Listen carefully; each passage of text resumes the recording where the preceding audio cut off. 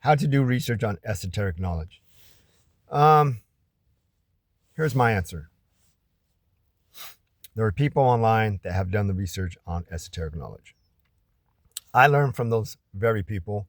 I picked more than one person because if the same person is saying the same thing from different backgrounds, from a diverse background, to me, that gives legitimacy to the things that I am learning. So if this Asian did research, and then a Caucasian, and then a melanin, and then an Indian, let's say all four of them did research on esoteric knowledge, and they came up with the same answers, right? Different backgrounds, diverse backgrounds, but they came up with the same answer. So where are their source of research? Well, you can move into the books. Who wrote those books? People who did research on esoteric knowledge. So these people learned from a teacher, and that teacher learned from another teacher, right?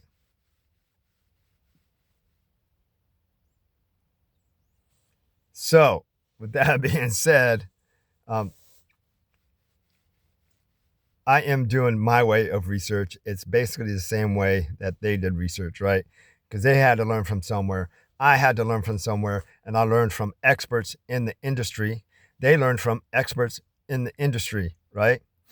And the source is the people who discovered the information, who went through the experimentations themselves to confirm what they found or discovered is true.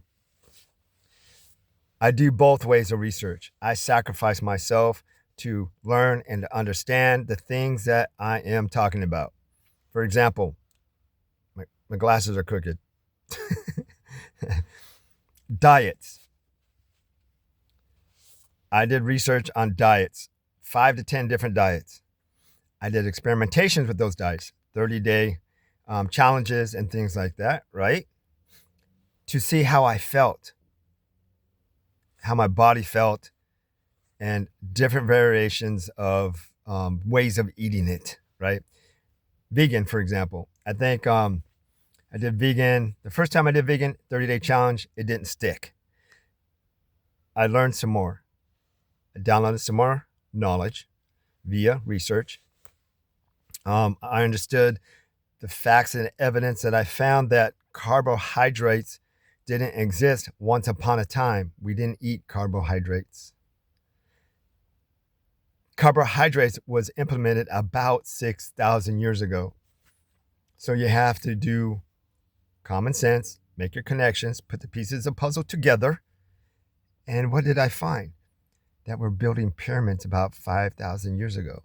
So carbohydrates was introduced to our bodily system to increase our energy for longevity, for endurance, and energy, so that we can build those pyramids, right? Now, that's how I do research. There's different ways that other people do research, which is not legitimate. So they will steal knowledge, but they won't cite their sources, right? They would claim it as their own, right? When I do my research, when I learn from other experts, I give credit and I cite my sources, right? So the Romans reformed this religion called Christianity. They found it, or they heard about it, then they found it, then they looked into it, they liked it, reformed it to fit their government toll system, and created the Holy Bible.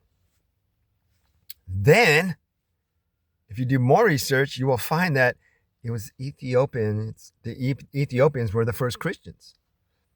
And who are the Ethiopians? They're the Gnostics. I had a roommate who was Ethiopian. He didn't even know that. And when I tried to talk to him, he turned his back on me and walked out. I'm like, oh, I feel rejected. But they don't teach that stuff anymore. So I'm not surprised he didn't know his own history of his own people. That glow around the Ethiopian's head, it symbolizes that they were in their crown chakra, right? That's their halo, if you will. That halo got jammed into our cranium. The Christ consciousness got jammed into our cranium. Jesus's crown of thorns is symbolic for our consciousness being jammed and oppressed into our cranium, putting us in a level of dormant state of mind.